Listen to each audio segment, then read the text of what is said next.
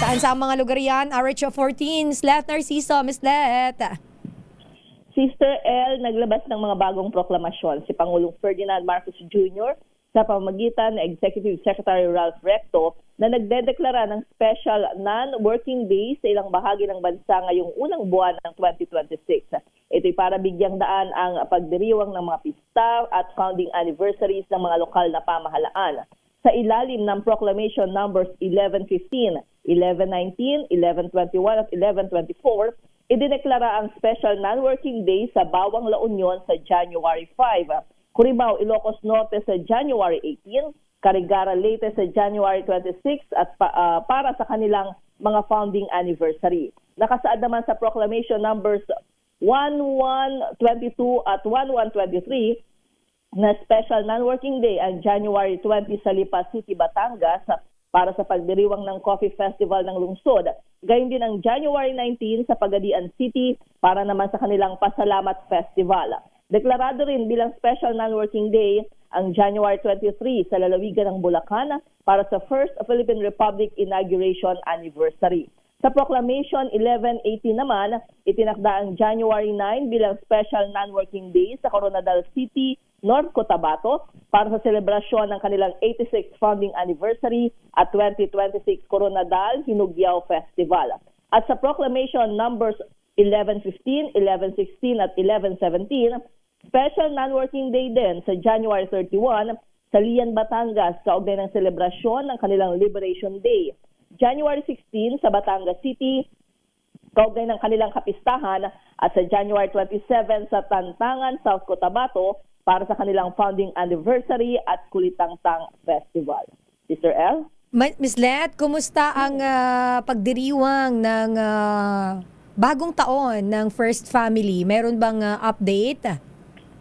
Oo, walang pasilip doon sa kanilang... Kasi Miss Let, curious ako sa naging handa nila nung pagsalubong. Oo, hindi sila kagaya natin na may pa-post. Oo nga. Mga message. Walang pa-story, Miss Let. Wala. Pero si First Lady Liza Marcos ay may shinare na picture, na edited picture na nanonood sila ng fireworks display. So, ang hagip lang dito ay wine glasses, ayan, at silang pamilya. Kasi pag Miss Let, pag may yayaman talaga, no, hindi sa kanila uso mag-picture masyado ng handa. No? Bakit kaya? Ganun ba yun? So parang gusto kong sabihin na mga mahihirap tayo, mga dok. Oo, hindi rin naman ako nag-picture, pero hindi naman wow, si Miss Let mayaman! Hindi, parang na-observe ko lang, Miss Let, mahilig sila sa ganun, parang wine lang, fireworks, yung parang ganun lang. Oo, yung iba tinamad lang talaga. Napagod na sa preparation. Napagod na sa kakahanda, hindi na nag-picture. Parang ikaw yon, Miss Let. Ikaw, Miss Let, paano mo sinalubong ang 2026 mo? Simple lang, ayan. Hinintay lang. Siyempre, nagsimba muna, ayan, para maganda ang salubong. Tapos, naki-ingay-ingay.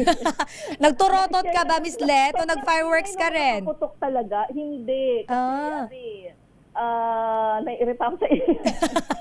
Oo. May konting pailaw, ayan, para ma-experience ng bata. Di ba? Anong tawag doon? Lucis, oo. Ganun lang. Tapos kain na, tapos tulog. Kasi duty pa ngayon. Sabi, ganun daw talaga pag mga tita na. Antok na lagi. Alas 10 pa lang, naantok na. Oo, ayan. At saka mamimiss natin yung mga araw na walang alarm clock ang gising, di ba? Tapos na, hindi tayo kagaya doon sa mga binanggit kong mga lugar na may extension pa ng mga holiday. Tama. Samantalang tayo, nagtatrabaho, pero okay lang. Kailangan umpisahan ang taon. Yes. Sa trabaho. Kasi Miss Let, papasok ang pera. Ganun ba yun? O puro trabaho lang? Happy New Year, Miss Let! Happy New Year! Maraming salamat, Sister L. Maraming salamat, RH 14, Miss Let Narciso mula po dyan sa Malacanang. Inabangan ko rin.